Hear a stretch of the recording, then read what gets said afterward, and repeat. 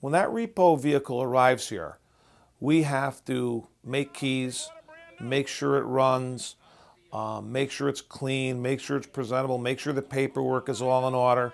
So when it's sold, the ultimate buyer doesn't have to deal with any of those things. If they did, and in some venues they do, that demeans the value of the vehicle considerably. So having that vehicle pretty much ready to roll, again, adds to the value and the ease and the desirability of that vehicle. The same car can be here, it can be at any other auction, and its value is relatively the same based on its existence.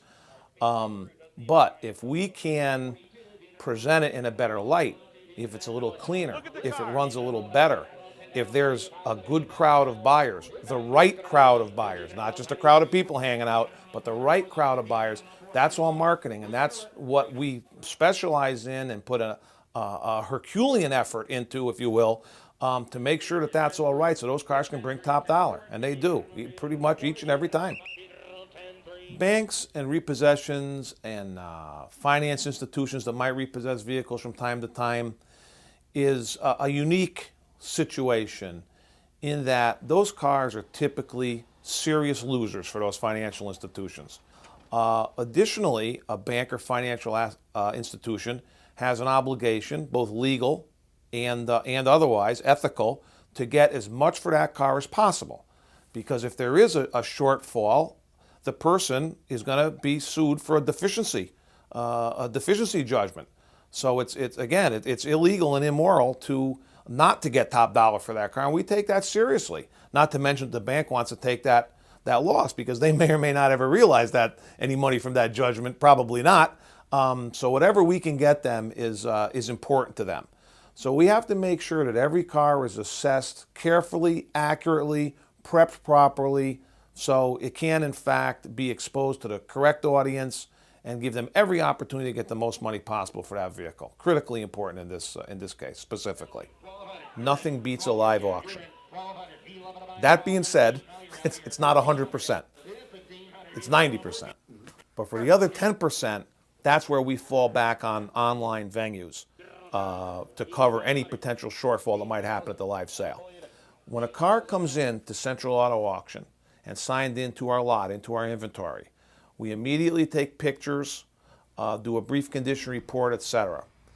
From there, that vehicle is it's in our system with photos, and it's when a car comes through the lane, it's offered on simulcast. We have simulcast, so anybody can, not anybody, but any one of our dealers can bid from anywhere in the world on simulcast as live as that car is going through the lane. So it's a live competitive bidding situation against floor bidders, even if you're off-site. If you're on vacation or you're home sick one day or whatever the case may be, you can still participate in the sale and bid live against floor bidders. So those photographs, play into that.